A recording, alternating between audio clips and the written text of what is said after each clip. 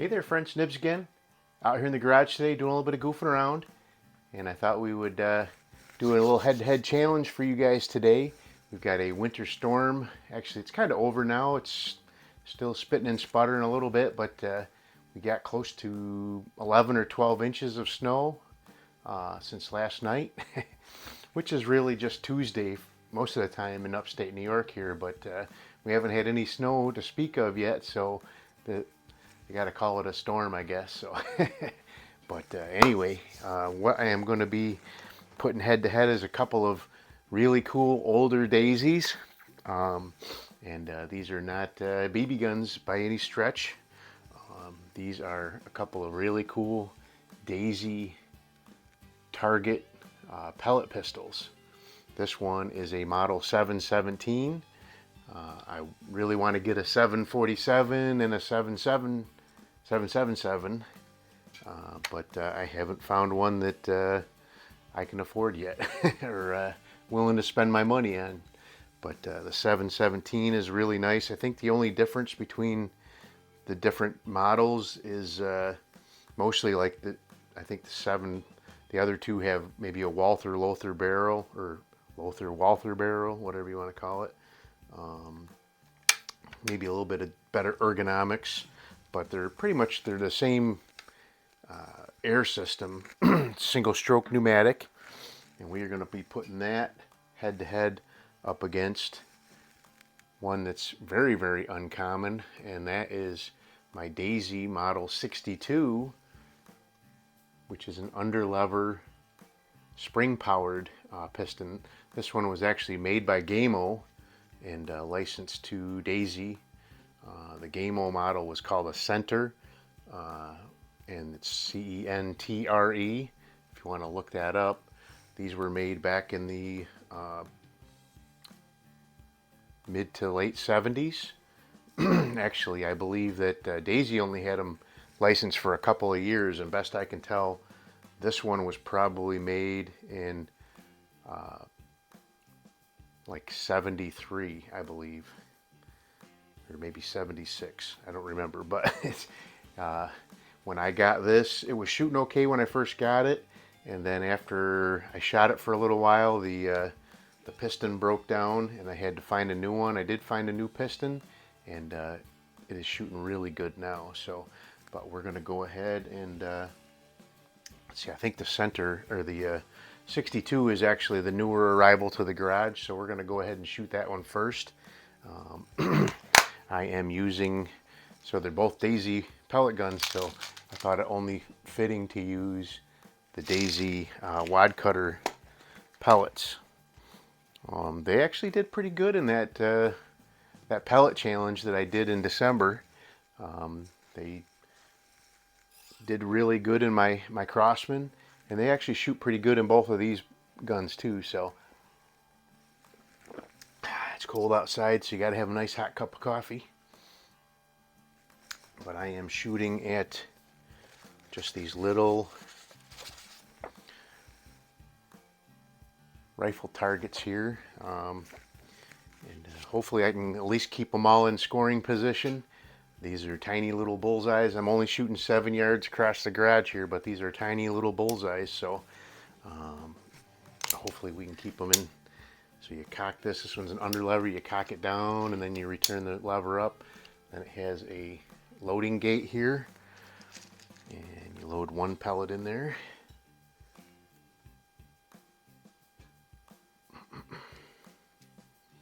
Close the loading gate, now you're ready to shoot. This one does have a really nice trigger. So let's go ahead and see what we can do.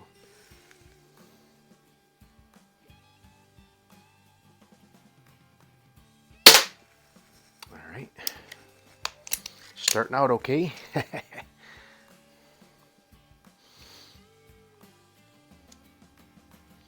Every once in a while, either one of these will kick one off just randomly, and I don't know if that's a bobble by me or the guns or what the deal is, but hopefully we don't have any of that during the match here.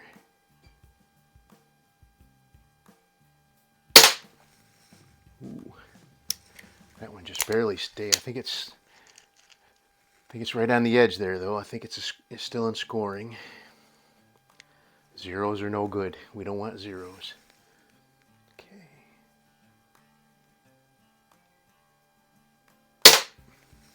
That's better. Looks like it's running a little high on me now. I was practicing with both of them a couple of shots, and they were doing pretty good, and now it's running high on me. I don't know what the deal is there, but all right. That was 3.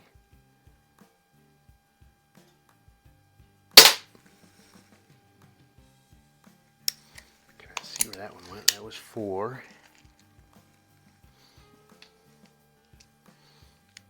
I was really fortunate to find this one on eBay, and it was listed as just Daisy pellet gun or Daisy pellet pistol. Did not have the model number on there, and so I got it for actually a pretty good price. I've seen a few more of these sell, and they sell for hundreds of dollars.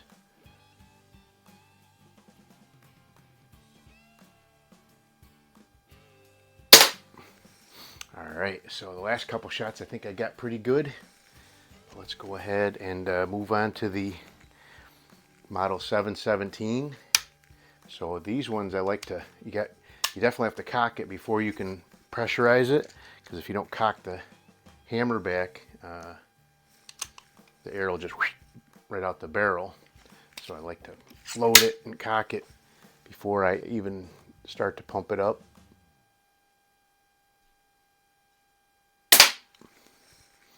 But this one's got quite a bit heavier trigger. It actually has a nice feel to it, though.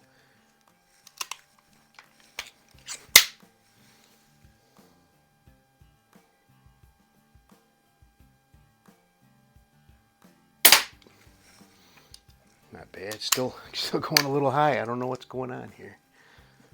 I get on camera and I lose all my marksmanship ability. Alrighty.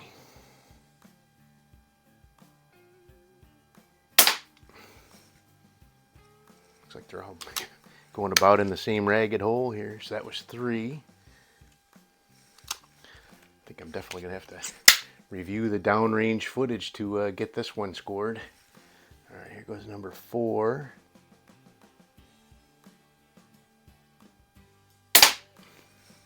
Not bad. And the last one for the 717.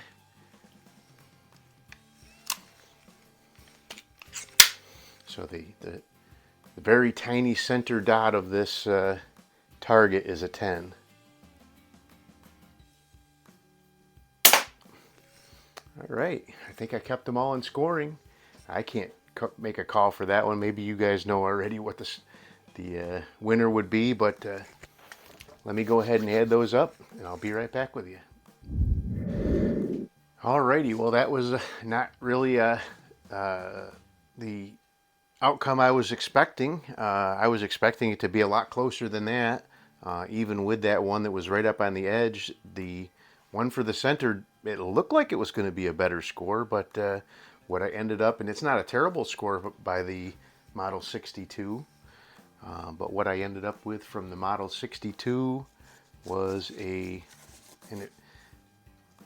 think overall the 717 had the much better grouping and the much better score, but what I ended up with from the 62 was a decent 29.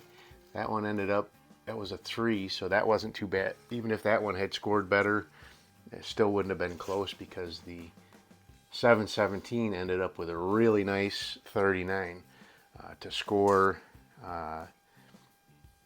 even close to 40 on one of these targets with a pistol is very, very difficult. If you've watched any of my head-to-head challenges, you know these are tiny little targets. So normally in a bullseye competition, so I shoot 50-foot bullseye, which is like 17 yards, so it's an extra 10 yards longer, but we shoot at targets that are that big.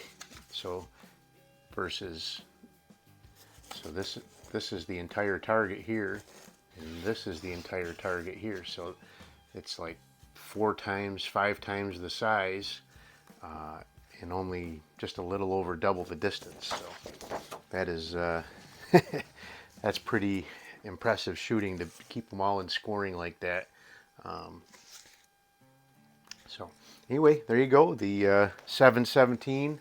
I didn't think it could not, win. I thought the results would be a lot closer.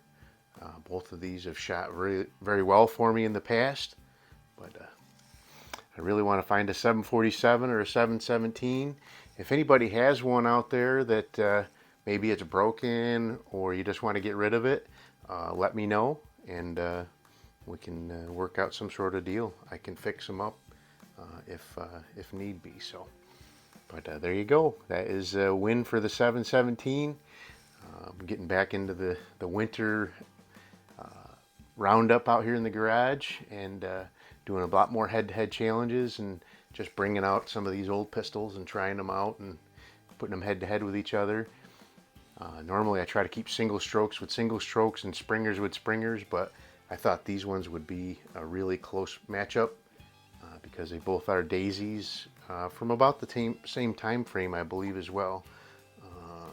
Does this one have a date code on it anywhere? So this one looks like it would be